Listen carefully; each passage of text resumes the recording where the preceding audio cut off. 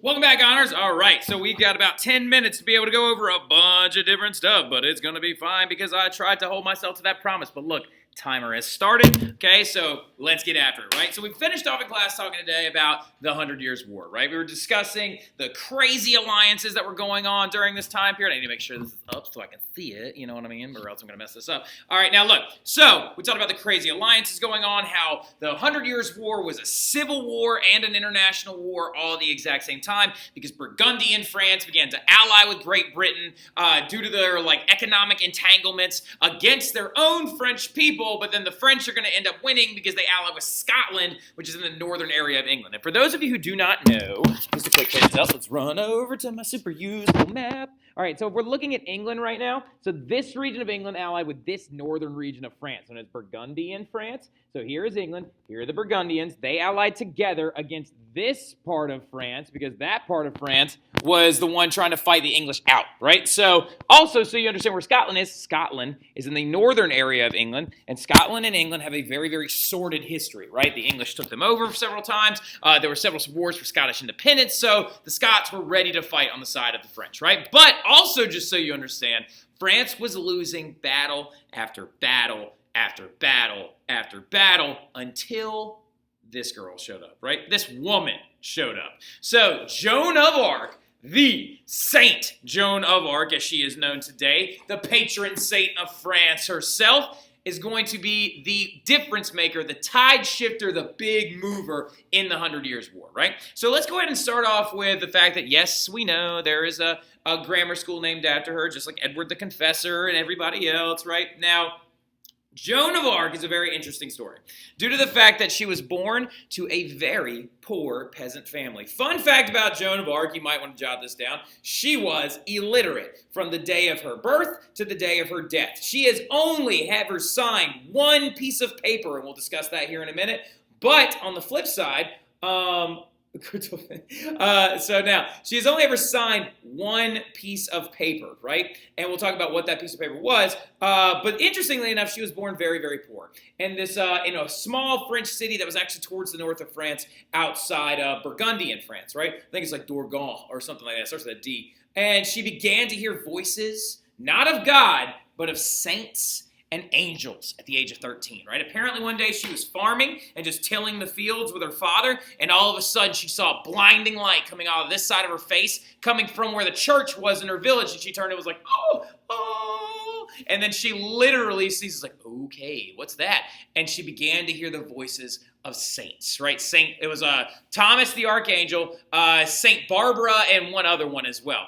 And I think Saint Catherine began to talk to her and say, oh, Joan, you need to go out and you need to live a chaste life and be a good Christian woman, right? And so she takes a vow of chastity at the age of 13, so she's never going to get married. She goes to church every single day. She sometimes apparently would spend over an hour in confession, discussing what she believed her sins were with the priest, right? Now, one day, the saints come back to her again, okay? And they apparently began to speak to her, and they were like, Joan, you do not just need to be a good, pious Christian woman, which she got bullied about when she was a kid because she used to spend so much time in confession. They said, not only do you need to do that, but now you need to go lead France to victory, right? Lead France to victory in the 100 Years' War. Get after it. Show them what's up, all right? So she cuts her hair and dresses like a man, right? Why does she do this? Because she knows the journey is long. She has to get to the crown prince, the Dauphin of France, whose name is Prince Charles, right? His father is Prince Charles VI, the Mad King, because he literally thinks he's made out of glass and he's actually mentally insane. And also he used to wear like a big coat to try and protect himself that was made with iron bands on the inside of it. He freaked out and killed a bunch of his bodyguards, but he was being held hostage by the Burgundians in northern France. And his son, Prince Charles, who would be the King Charles VII, was in southern France trying to win the 100 Years' War, right? So Joan of Arc says, I got to go find Charles, right? I got to go find Charles, and I got to convince him that I've been sent by God, right? So she goes to a local magistrate, and she asks for a horse, and he says, no, get away, girl, get away. And then eventually she comes back with a flock of peasants and is like, I told them all my story. Give me a horse! And so, the magistrate gives her a horse, and she has to make the 11-day journey to get to Prince Charles's castle. And she does this all after this magistrate, wouldn't even listen to her. So Charles, though, ends up being convinced by Joan of Arc because she convinces him. There are all kinds of other random reasons why they believe that she was able to convince him that she heard the voices of God. But she convinces him, and Charles takes a leap of faith, right? And he believes her, and he gives her an army, and actually sends her off to take on the biggest city in northern France, right? To actually go out there and liberate it from the Burgundians and the English. And this is her right in here. Now, this is a historically inaccurate image due to the fact that her hair was long in this image. But she is given a sword, a banner that has Jesus and Mary on it, and the fleur-de-lis, and she marches off to retake the city of Orleans, right? Orleans, yes, the same place in our country, New Orleans, right? It's supposed to be New Orleans. It's named after this city in France that she goes to retake, right? Because as we talked about earlier in class, the English were just winning battle after battle after battle after battle. But Joan marches in wearing white armor, apparently, because she's just a G like that, rolls in wearing white armor, completely decked out to the nines, goes into Orleans, defies the orders of other generals, and storms at the castle, retakes the city, and has a massive, massive victory. Like, right? She is icy. Look at Joan. Look at. Come on, get closer.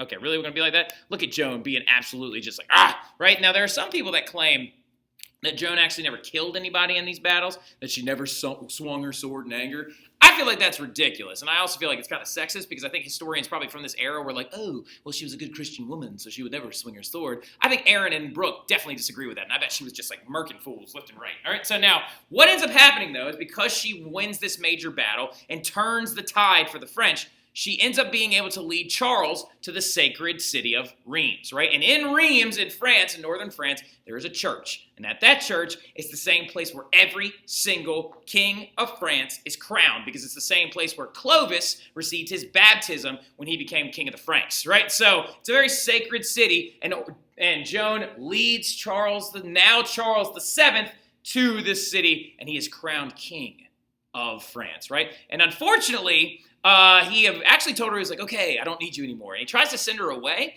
but Joan takes her army and decides, I'm going to go off and capture Paris. And what ends up unfortunately happening is the fact that she ends up getting captured outside of Paris. She went to go storm a supply depot and to try and take that away from the English, but it was a trap, actually, and the Burgundians captured her, and they sold her off to the English, right?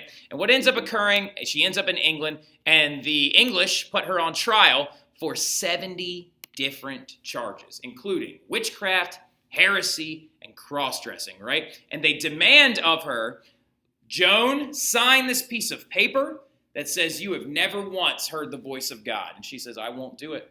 I will not do it. I will not defy my God, and I will not defy those saints by saying I never heard their voices. I will never say that I was not sent to lead my country to victory. And the English are like, and they're like really mad because she won't admit that she never heard the voices of God. And what ends up occurring, though, is they punk her out at one time, right? So they go into her cell at night, right? They grab her, they pull her out, and they take her to a scaffold in the middle of the night. And at that scaffold, there's an executioner waiting there for her, right? And they say, lose your head or sign this document. And that right there is the only document she has ever signed. She has never written anything in her life except for her name or what she thought it was just like a scribble, on this document saying that she never actually heard the voices of God.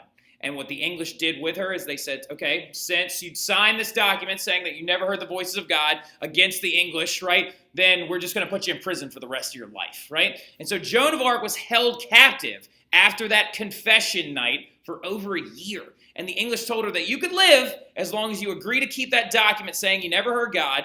And she sat there for over a year. And they took these clothes, these men's clothes, and they put them in the cell with her. And they were like, but you can never wear those, right? They're just a constant reminder of your sin against your faith, right? And one day, they come back to her cell after her being in there for over a year, and they find her, and she has cut her hair again, and she is wearing the clothes, and she is standing in there saying, I did hear the voices of God, you bums. And at 19, they took her, and they burned her at the stake for her crimes of heresy. But it's amazing, because without Joan of Arc, the French would have never gone on to win the 100 Years' War. And they say that after they got done burning Joan of Arc at the stake, that one, she never screamed or cried aloud, because they say she never felt an ounce of pain, because she prayed to God before the fire and that he spared her of her pain. They also say that when they were digging through the ashes to find her remains, her heart was still completely intact. All right, that's Joan of Arc in 10 minutes or less. I'll see you guys soon. Y'all have a good one.